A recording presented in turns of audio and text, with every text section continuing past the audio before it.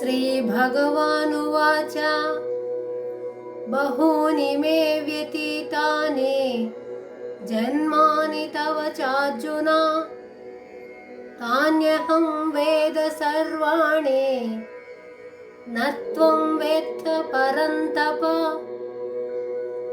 శ్రీ భగవంతుడు చెప్పెను, శత్రువులను తప్పింపజేయు ఓ అర్జున, నీకు నాకు ఇంతవరకు చాలా జన్మలు గడిచిపోయినాయి. వాటన్నింటినీ నేను గుర్తుంచుకునే ఉన్నాను, నీవు గుర్తించలేవు.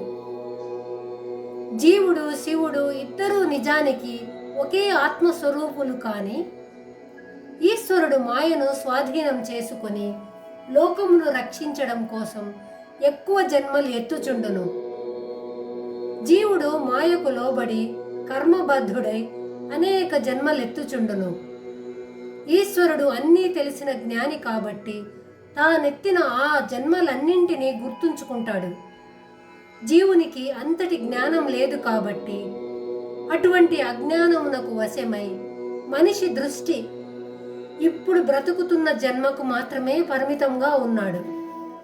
నిజానికి ప్రతి జీవికి కోట్ల కొలది జన్మలు గడిచిపోయినవి. ఇప్పటికీ ఎందరో తల్లులు ఎందరో తండ్రులు జీవునికి గడిచిపోయినారు.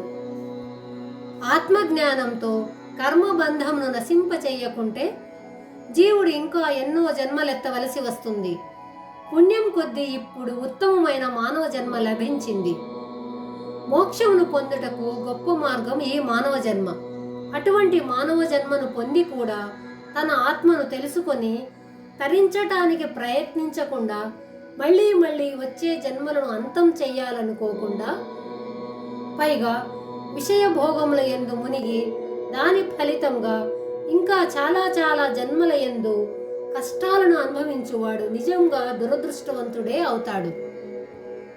కాబట్టి ప్రతి ఒక్కరూ తన పూర్వజన్మలన్నింటినీ ఒక్కసారి తలుచుకొని ఆ గర్భ నరకములను బాధలను గుర్తుకు తెచ్చుకొని అటువంటి జన్మలకు స్వస్తి చెప్పే విధంగా నిశ్చయించుకోవాలి. తల్లి గర్భంలోనున్నప్పుడు జీవునకు దాదాపు 7వ నెలలో ఒక్క క్షణకాలం దివ్య దృష్టి కలుగుతుంది.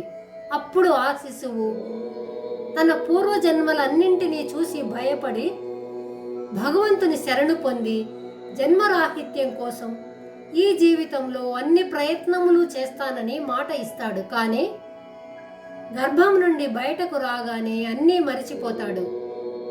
భగవానుడు అర్జునుడికి పూర్వజన్మల గురించి గుర్తు చేసెను. అర్జునుడి మాదిరి ప్రతి మనిషికి అటువంటి జన్మలు కలుగును. కాబట్టి ఈ జన్మ యందే భక్తి జ్ఞాన వైరాగ్యం అనే సాధనలతో ఆత్మానుభూతిని పొంది సంసార బంధ విచ్చిత్తిని జన్మరాహిత్యమును కలుగజేసుకొనడం మనిషి కర్తవ్యం.